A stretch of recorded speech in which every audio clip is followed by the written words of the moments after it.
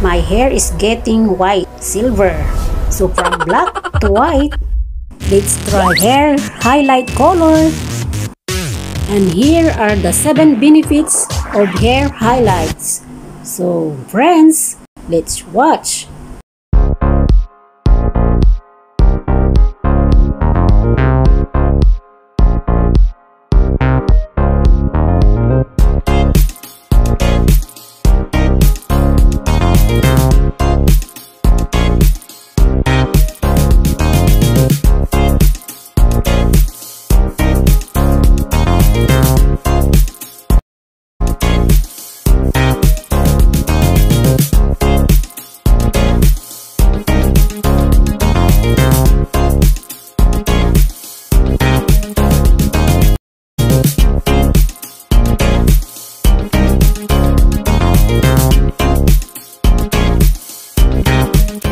Yan mga kaibigan, meron palang 7 benefits ang pag-aayos ng buhok.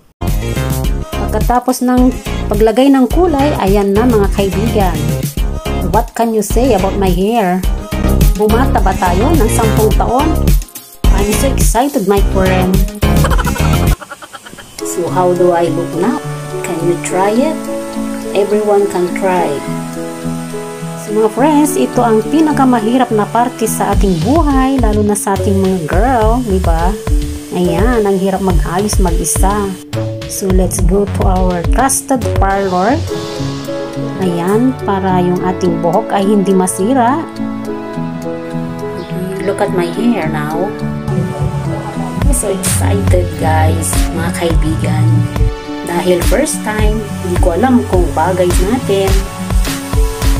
Pero sabi ng ating expert hair care ay marunong naman silang magbagay sa ating mukha, diba? So, trust them. Trust the hair studio salon, mga kaibigan. And then malapit na. So guys, ayan mga kaibigan. Ano kaya ang magiging mukha ko dito? Bumata ba ako ng 10 taon? Tignan natin hanggang matapos.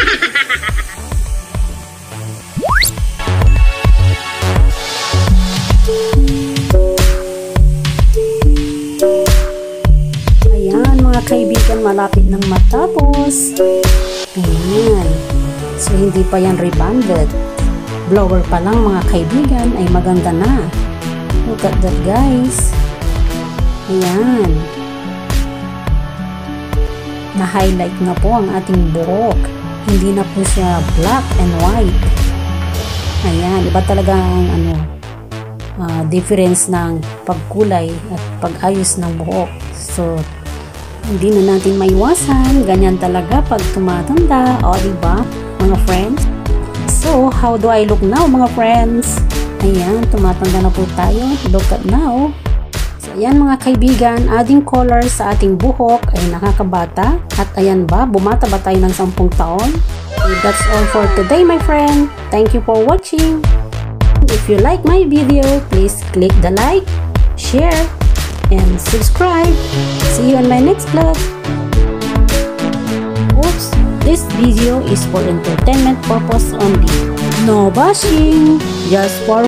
I know you told your friend you're not okay, and tell me what's wrong and why you never said you felt